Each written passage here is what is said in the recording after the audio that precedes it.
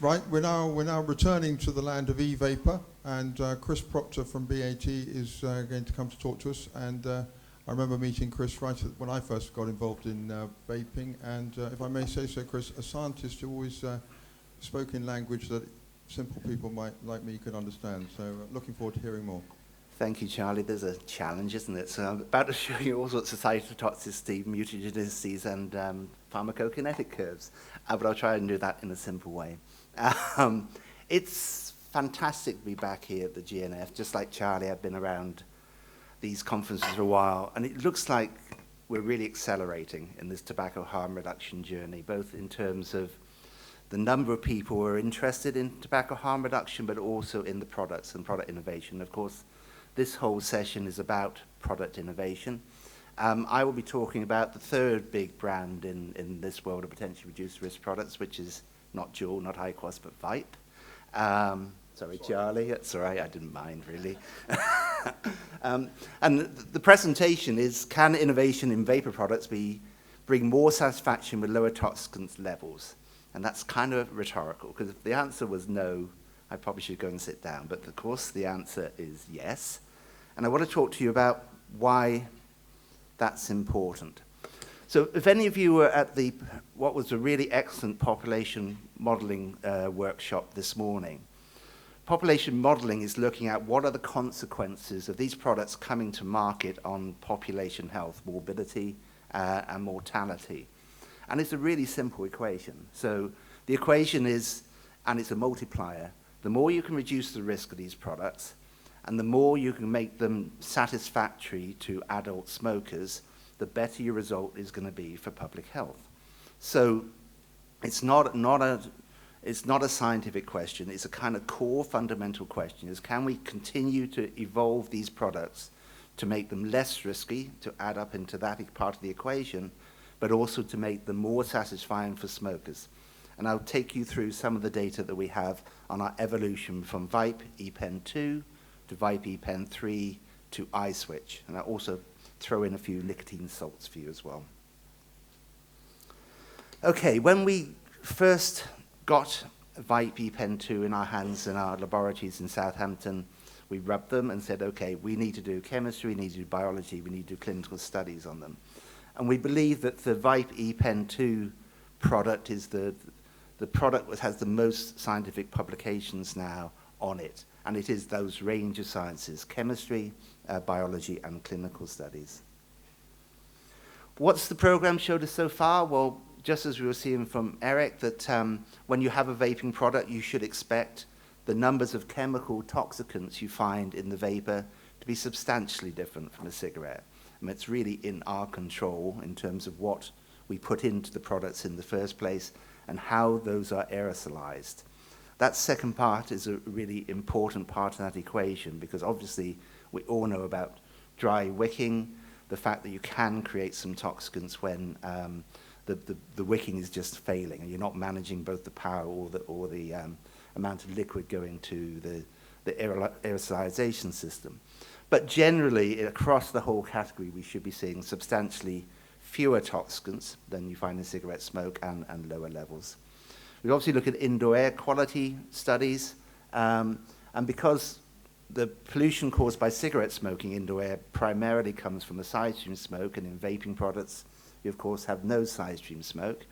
You simply have the exhalate coming from the consumers, and we know if the input of that exhalate is much lower in toxicants, it's bound to be that you're going to have a much cleaner indoor air using these products than you would with cigarette smoking. We hope to be at the forefront of in vitro testing in a replacement for animal studies. In fact, we've won awards with Peter for the work that we do, 21st century toxicology. So we do a lot of biology, both from a traditional toxicological point of view, but also from using human cell lines. And in that, we're finding a much cleaner biological signal from vaping products than we are from cigarette smoke, obviously. And we've done, just as Eric had done, the 5-day clinical study where we asked people to come into the clinic and either smoke, switch to Vype, or quit and follow those biomarkers exposure. And you see them changing very quickly. So for a compound like carbon monoxide, even after a day of that switch, you track the cessation group and you're down to a non-smoke level. We are currently in field with a 12-month study where we're asking one group to carry on smoking, one group to switch, and one group to quit. And it's that kind of length of study we're going to really need to nail some of the reduced risk potential of these products. Okay, I love showing this. When I kind of drew this up, I had a spare afternoon in the office and wanted to draw out the dartboard of harmful and potentially harmful compounds that the FDA's Science Advisory Committee came up with. That's the one on the side closest to me, or furthest from me if you're that side of the room. And there's 93 of them, there's a lot of them. When you go to a vaping product, most of those disappear. They're not there because they are the product of tobacco or the combustion of tobacco. But you can see a few in the little green squares there that are still there, albeit reduced by 90 to 95%, but they are still there. And the question is, can we innovate our way to making those to a level where they're really not noticeable from a chemical point of view? From a biological point of view, these are data from Mariana Gacka, who's probably here, and her team. It's looking at the mutagenicity. And obviously, if you look at the red line, that is cigarette smoke mutagenicity. It's highly mutagenic. That means it can damage the DNA of cells. You see it flatlines at the end. That's just because the cells are dead. When you use the emissions from Vape, then what you find is you're really not getting any mutagenicity at all. We always want to make sure that it's a fair test. So not only do we do it kind of side by side, but we really push the system. So in the whole aerosol mutagenicity chart there, we push it out to 900 puffs to try and get a mutagenicity signal. We don't get a from Vape Epen 2. This is an intriguing study. It's one we're now expanding out to longer, but effectively it's a switching study where in the first chart here, we expose cells, and these are now 3D human cell cultures. And we expose them for 2 weeks of cigarette smoke and then a further 2 weeks. And what we measure is cytokines. Effectively, is the cells screaming out, help, I'm being damaged. And that's my simple way of saying it. And then in the other two situations, what we do is expose the cells for 2 weeks, causing them the damage, then either switch them to the Vape aerosol or to air. And what we find is recovery. So we find that after a further 2 weeks, even though they've been damaged, by the time they've been exposed to Vape or to air for 2 weeks, that cytokine signal is really reduced right down, and we're kind of following cessation. And that's kind of a theme of my whole research program. I know the epidemiology of cessation. I know what happens when people quit to their health. So if I can demonstrate as close as possible that switching to a vaping product such as Vape is tracking cessation, then I can hook on to what we know in the health studies of cessation. Okay, let's look at Epen 2, which was a good product. I used this product for years. All that data I've shown you is data related to that product. So we've got no mutagenicity involved. We've got really good reductions in biology. But we had about 95% less toxicants when you measure it against what the Dave Burns group at the WHO recommended some years ago. You switch to Epen 3, which is our newer version. You'll find it on the Bat Science store outside. In fact, you'll probably look inside it through a bit of virtual reality there. What we've done is a real redesign. So much better efficient wicking. We've got power control over that wicking. We've got, I know everyone says best in class, but we think we've got a best in class for a coil and wick system. And we're getting now 99% less toxicants. Then we go to iSwitch. iSwitch has been a journey of love for us in R&D Southampton. It was brought to us by an inventor called Buttberger. He's an Austrian who came in with this big box, huge box, like this size. He said, well, suck on this. It was fantastic. It was a great sensation, but it was a big box. So we have been working the last few years making that big box into a small little box, which we call iSwitch. It contains not coil and wick, but a unique way of vaporizing. It's a stainless steel plate, which I'll show you in a minute, which means you've got completely efficient wicking. You never will get to a place where you're starting to create some of those toxicants. And it does it all with less nicotine. And we were asking the question later, is the 20 milligram nicotine limit in Europe a determinant step for satisfaction?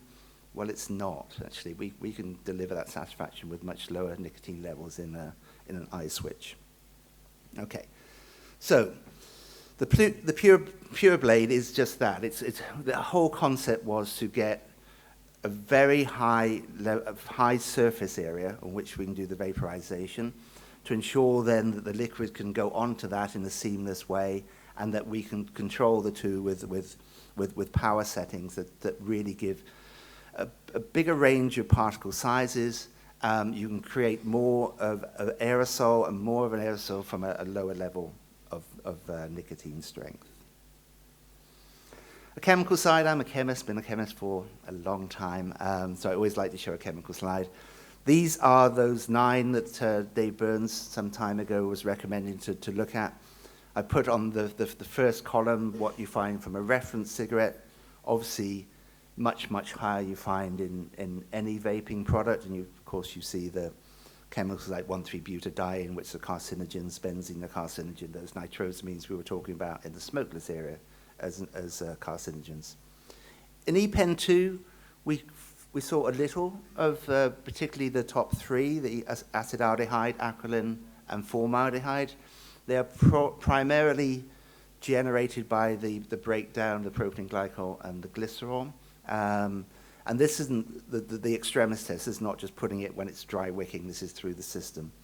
You move from Epen 2 to Epen 3, you can see we're dropping in those. And when we get to iSwitch, we pretty much don't see any. There's maybe a touch of formaldehyde going on there, but it's kind of hard to distinguish that from the background. So NQ is not quantifiable, and BDL is below the detection limits. And obviously in these chemical tests, we don't just do one puff. We do a whole load of puffs to see if we can actually reach the sensitivity. We try and get the greatest sensitivity we can to see if any of these things are there, and they really don't seem to be there in iSwitch. When we got to play with iSwitch in Mariana's preclinical labs in Southampton, we think, okay, it's going to be a bit better, but it's not going to be quite as good as this. So they were amazing, the data we were getting out of it. So we have a system that we've worked with externals on, which is a 3D, again, human cell system, where you can expose the vapors, and we track what's happening in terms of gene expression. And in this case, on that chart on the comparison, we're looking at the gene expression of lung disease-related genes. And what we found, obviously you get tons of them firing off when cigarette smoke is put into the system. With iSwitch, we couldn't see anything firing off at all. It was the cleanest thing we've ever seen in the tox lab. If you look at the cytotoxicity, so mutagenicity is where you're actually changing the DNA. Cytotoxicity is about the damage to cells. So you can damage cells a lot easier than even if something is non-mutagenic. The red line is cigarette smoke. It's obviously is cytotoxic in extremis in these kind of conditions. Epen 2, you can see, is the dotted black line, or the dot dash black line that has some cytotoxicity. We always found that. It was about a 97% reduction compared to smoking, but it was there. Go to Epen 3 and then to iSwitch, and we're really finding hardly any cytotoxicity at all. Then we go to the clinical study. This one was done in the UK. It's, again, that study where you ask volunteers to come to the clinic and be there all week.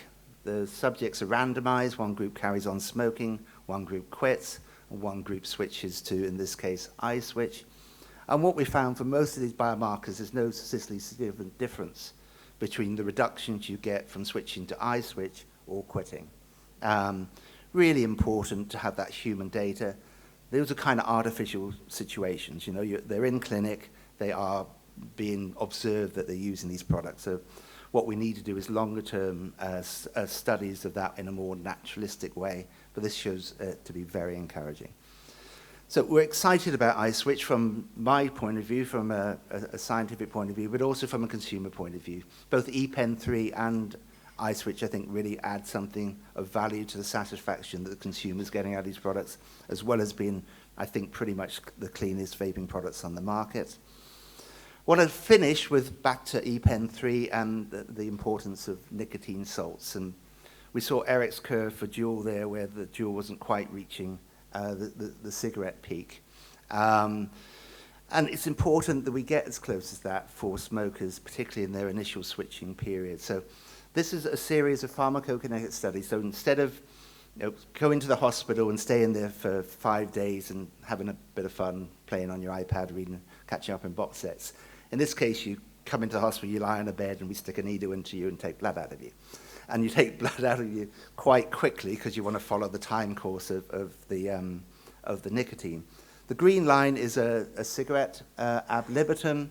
So that is the typical curve you find with a cigarette in these situations. A very fast rise in nicotine and a slow elution out as the nicotine is flushed out of the body or converted to cotinine. And then you can see at the bottom is Epen 2. So we're not really getting that close to a cigarette. Then Epen 3 unprotonated is blue, orange is protonated, and then we've got, and those are all under EU law, so 18 milligram per mil. And then the last one is more Canadian, US, which is up at 30, which is tracking completely the cigarette. The importance of nicotine salt is, of course, that that's its natural habitat in cigarette smoke.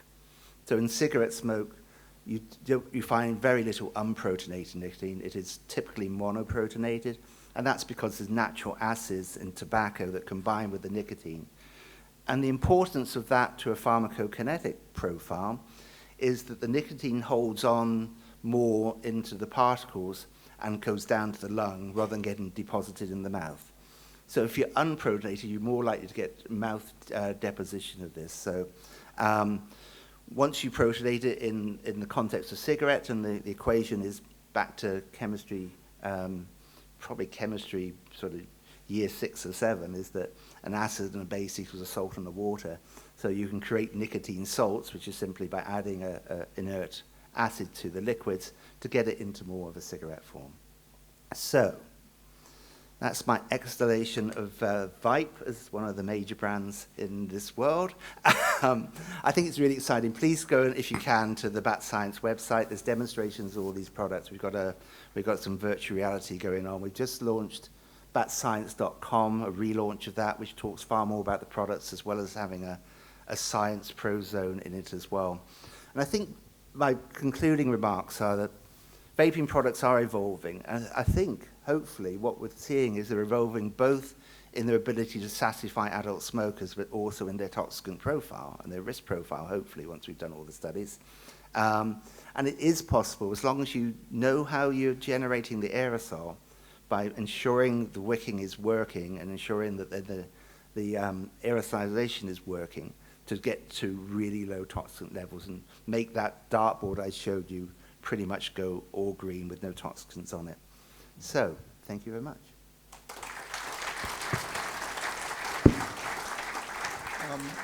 Thank you very much, Chris. You didn't let me down. You didn't let me down. You didn't let me down at all. Can I just ask a question on the leading Vape brand? One question you probably can't answer, but what you've shown us there, can we expect to see some advertising in the UK around the safety of these products? You may not feel comfortable answering that, but I'll ask you. I always answer everything. I think, we still call these potentially reduced risk products, and the reason we do that is not that we don't believe they're a reduced risk. I think we have to say that until we have longer term studies. So I think we're probably the only company still saying the potentially, but I think that is the adult thing to do at the moment. I think it's consistent with Public Health England saying these are 95% safer, and maybe our data is suggesting we're on that part of that sentence with 95% safer or better. But no, we're going to be responsible in our advertising on that. There is a pathway through MHRA to take these products through. At the moment, we're not considering that, because I think that particularly in the UK, it's the Public Health England, the charities are leading with the safety profile of these. We will be factually honest in our advertising, so we will talk about the toxicant reductions and qualify that by saying these are potentially reduced risk. And can I just ask one other question? Is if I'm a smoker vapor and I go into a vape store and I ask for your safest product, I want your safest product, what should I have? Yeah, fantastic. It's a great question. So and that's the dilemma in the room, and that's why I took this presentation through Epen 2 and all the safety protocols. We've got data on that. I think we may be moving in the right direction, Epen 3, and particularly an iSwitch, but they're all a lot safer than smoking. You know, so the key, and for me to distinguish scientifically Epen 3 versus iSwitch is going to be a huge study. Because now we've got to a place where we're down that risk continuum close to you, if I'm the cigarette, and we're talking small margins between these two things. So I think what I would recommend to that smoker would be try them, see which one's going to do it for you. And iSwitch in particular is designed for people who are heavy smokers who are really struggling to get off. And I think iSwitch may be the thing for them. For someone who's more of a regular vapor, it may be Epen 3. Thank you. Questions, please. Over there.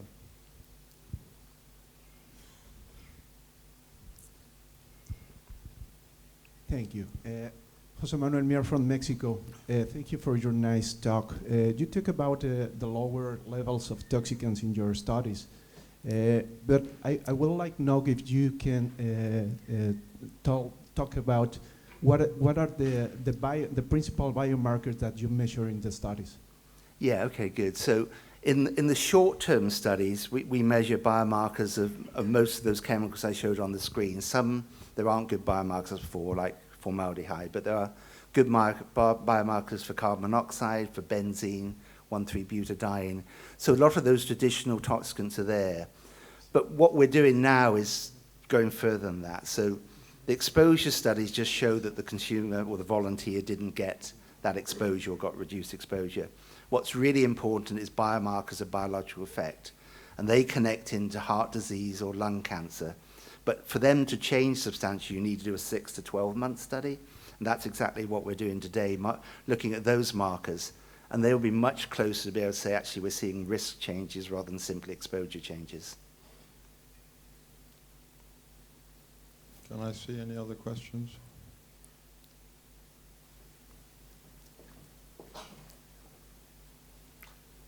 Hi, sorry, the last slide that you had. Yes. You looked at your e-vapor, the 3, the 2, the different 3s, let's say. I didn't see iSwitch up there, so I was wondering where that would Yeah, we go. haven't done the iSwitch. We actually have done an iSwitch study, just not at the same time, so you really got to combine them together. Okay. iSwitch is going to be like the Epen 3 protonated, because it's also protonated. Okay. And do you have any switch data, as in percentage of people using the iSwitch were able to convert? You mean kind of behavioural data as to how many people switched? It's too early. We've just launched in the UK, looking at further expansion. So once it's more established, then we'll need to look at that. Okay, thank you. You're welcome. I'm not seeing any more hands. Okay, we're well ahead of time. So what we'll do? What shall we do? Shall we? Shall we have a break? Are there any questions from people who were too shy to ask for Eric and Trygve? Or else, if we were allocated 35 minutes break, does it make sense to have a 35-minute break and just reconvene earlier than 3 o'clock? Yeah, it makes sense. Yeah? So, okay, we'll reconvene at 2:45. Oh, sorry, one question. Sorry, everyone. I'm Zed, French tobacconist, and I would like to know how easy it would be to access this data, especially in other languages than English. Would this data be available in French, for example? Interesting. So it's very easy to access the data. So everything we do, we make sure is publishable in open access journals. So you can click on batscience.com and all the papers will be there. In fact, that presentation will be there now because I've just given it. But most of it's in English because that's the typical the language of the journals we publish in. But we can look at getting some parts of, certainly abstracts translated. But the data itself and all the publications will be out in public. Thank you. Okay, so if everybody's happy with that, we'll reconvene at 2:45. Great. Thank you.